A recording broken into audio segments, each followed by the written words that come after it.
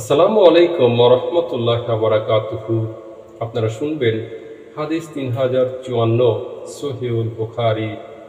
আব্দুল্লাহ ইবনে উমর রাদিয়াল্লাহু তাআলা আনহু হতে বর্ণিত, তিনি বলেন, উমর রাদিয়াল্লাহু তাআলা আনহু এক জোড়া রেশমি কাপড় বাজারে বিক্রি হতে দেখতে পেলেন।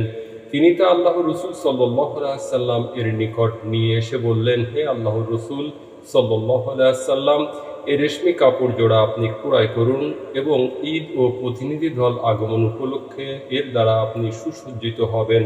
তখন আল্লাহর রাসূল সাল্লাল্লাহু আলাইহি ওয়াসাল্লাম বললেন, এ পোশাক তো তার আখিরাতে যার কোনো অংশ নেই।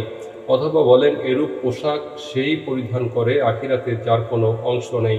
এ অবস্থায় উমর রাদিয়াল্লাহু তাআলা আনহু কিছুদিন অবস্থান করেন, যে পরিমাণ সময় আল্লাহ তাআলার ইচ্ছে ছিল।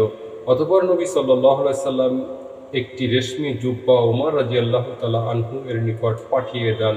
তিনি তা নিয়ে আল্লাহ রাসূল সাল্লাল্লাহু আলাইহি সাল্লামের নিকট এসে আরজ করলেন, হে আল্লাহর রাসূল সাল্লাল্লাহু আলাইহি সাল্লাম, আপনি বলেছিলেন যে এ তো তারই লেবাস, আখিরাতে যার কোনো অংশ নেই, কিংবা রাবীর সন্দেহ, এ পোশাক তো সেই পরিধান করে যার আখিরাতে কোনো অংশ নেই। এরপরও আপনি তা আমার জন্য পাঠালেন। তখন আল্লাহ রাসূল সাল্লাল্লাহু আলাইহি সাল্লাম বললেন, তুমি তা বিক্রয় করে ফেলবে, অথবা রাবীর সন্দেহ বলেছেন তুমি তা তোমার কোনো কাজে লাগাবে। আপনারা শুনেছেন হাদিস 3054 সহিহুল বুখারী।